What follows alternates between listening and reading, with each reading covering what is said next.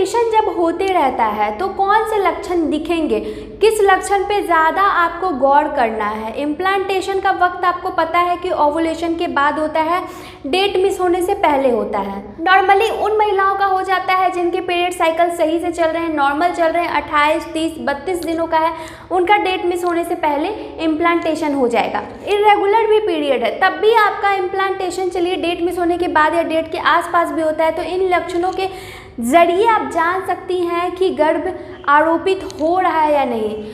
तो क्या होता है, सबसे पहले ये कि जब इम्प्लांटेशन होता है तो अगर दर्द नहीं भी हो रहा है पेट के निचले हिस्से में या स्पॉटिंग नहीं भी हो रही है, क्योंकि ये जो इम्प्लांटेशन में क्या होता है कि सबसे मेजर, सबसे ध्यान देने वाली चीज़ें क्या होती है कि पेट में निचले हिस्से में दर्द हो रहा है या नहीं, महिलाओं को हल्का सा स्पॉटिंग हो रहा है या नहीं, तब ईजिली जान जाती हैं कि हाँ महीने के अभी डेट मेरा आया भी नहीं और 5 दिन पहले या 7 दिन पहले या 10 दिन पहले इम्प्लांटेशन के दौरान मुझे हल्का सा स्पॉटिंग आया, तो आप जान जाओगे कि आपकी जो गर्भ है वो चिपक चुका है।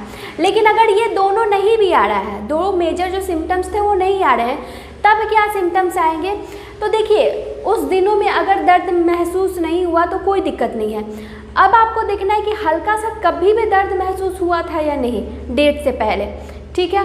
ये भी अगर नहीं हुआ तो ब्रेस्ट में हल्का सा सेंसेशन कभी महसूस हुआ था नहीं, हल्का सा दर्द कभी महसूस हुआ है या नहीं, ब्रेस्ट में हल्का सा भारीपन महसूस हुआ है या नहीं। ये हुआ सेकंड सिम्टम्स हमारा।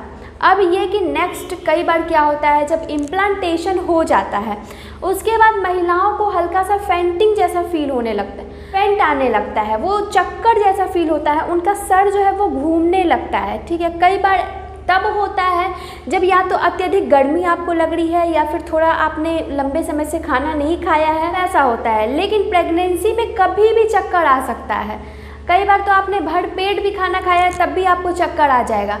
तो ये इम्प्लांटेशन के बाद से ये सिम्टम्स दिखने शुरू हो जाते हैं। बॉडी बेसल टेम्परेचर में हल्का चेंज नज़र आएगा, यानी कि आपको किसी दिन ऐसा लगा हो कि आपको फीवर जैसा फील हुआ हो, लेकिन जब आपने इस तरीके से अपनी कलाइयों को पकड़ा या फिर अपने हाथों को ऊपर रखा हेड पे, आपको कोई फीवर फील नहीं हुआ, लेकिन आपको अंदरूनी ऐसा लग रहा है कि फीवर आपको आया था, क्योंकि उस दिन आपको अत्यधिक थकान महसूस हुआ, अत्यधिक टायर्डनेस फील हुआ। तो ये भी इम्प्लांटेशन प्रोसेस जब पूरा हो रहा था उस वक्त एनर्जी आपके बॉडी की बहुत ज़्यादा उस चीज़ में लग रही थी, इस वजह से आपको ये टायर्डनेस, बिल्कुल थकान ज़्यादा महसूस होने लगी और बॉडी बेसल टेम्परेचर में भी हल्का सा चेंज नज़र आया।